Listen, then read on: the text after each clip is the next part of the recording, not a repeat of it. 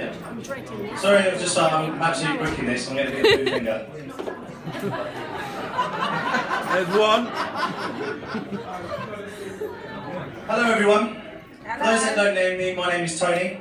And for those that do, I apologise now for anything that I have said, may say, or yet do before the evening's out.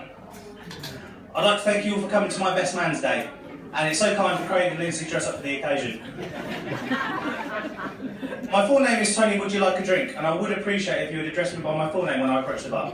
It gives me great pleasure to be here today and celebrate with you the marriage of my two dearest friends, Craig and Lindsay. No. I'd like to first say that the bridesmaids, you looked absolutely beautiful today, and you're a credit to your parents. And if you could, do me the honour of saving me a dance, I'll be over the moon. And Lindsay, there are no words to describe how stunning you are, and even more so today. I'm sure you will agree with me, gentlemen, that it's a sad day for the single men, as another beauty leaves the availability list. And ladies, I'm sure you all agree with me that today is passing by with not much of a ripple.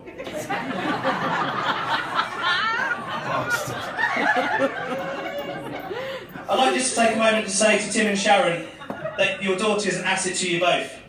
And I'm sure you both agree with me, for once, that those two are perfect for each other. I've actually known the bride now for at least 20 years.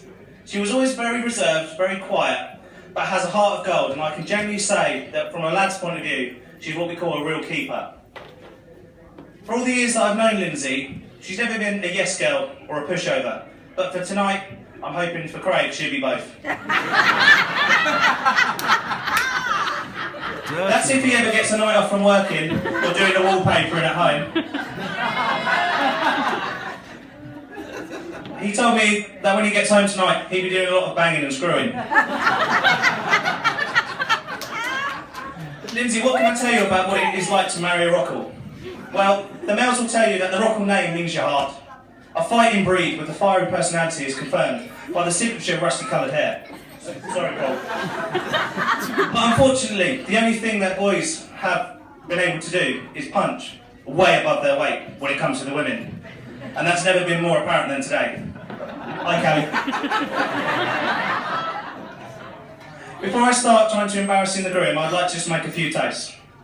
Can I ask you to all raise your glasses for some very important people? Without them, today wouldn't be the same. Would you please raise your glass to the bar staff? I've never really done speeches before, so I've had a little Google search and found loads of ready prepared speeches, but sadly none of them were able to be with Craig and Lindsay, so today it looks like it's down to me after all. I'd just like to tell you how I met my best friend. It was when we both started secondary school and we were put into the same class, but we were from two different schools and we were very much loners due to nobody else in the class that we knew. Nearly 2 months went past and I was walking around the corridor of the tech block, and when Craig then came around and we bumped into each other, Craig had his Sony Walkman on in his pocket with the earphones running up the arm and into his ear. I said hello and asked what he was doing, and his response was, "I'm listening to the new Craig David album, innit?" To which I said, "Oh yeah, that is a Bad Man album." He then removed the headphone from his sleeve and offered to let me listen. We then walked around the school playing and listening to the When the Crowd Say Bo selector. From that moment on, we've been pretty much inseparable. Craig invited us round to his house after school that day, where I was introduced to the rest of the Rockall clan. Now, friends and family alike, we all know that life around the Rockall household was always eventful. Craig was always an aspiring DJ, mixing DJ Piper with Bob the Builder. Little brother Dewey was always with a football, usually attached to an extendable dog lead to stop it going over Nick Thor's garden. And Joe with those bastard remote control cars. Every socket in the house had a charger hanging out of it. But the fun didn't stop with the boys. The majority of our entertainment was actually provided by Paul and Louise. My favourite memory would have to be when Paul had one too many pints, which doesn't happen that often. Louise had gone out to put the washing on the line and left the back door open. The lights were on, and it was like a magnet to at least 500 flies. Paul was so pissed that he thought the best way to remove these unwanted pests was to hold the Dyson upside down and hoover the ceiling.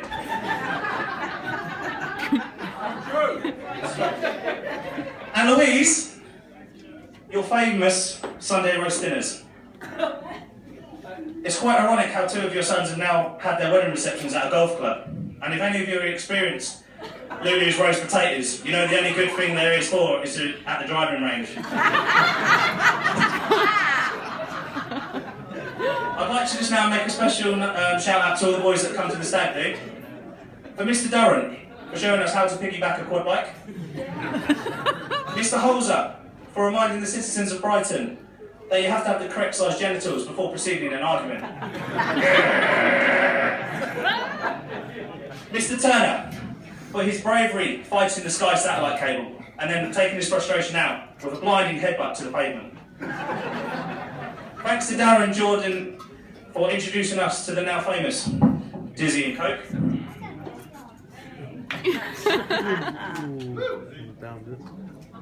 Adam for his impression of Shaun the Sheep. And Scott for showing us that they don't always need a pint glass to have a drink. I do have to say now, Craig, how lucky you are. You will have leave here having gained a wife that is warm, loving and caring. She's fun and who radiates beauty wherever she goes. And Lindsay, I must say how lucky you are. Because you leave today having gained a gorgeous dress and a beautiful bouquet of flowers.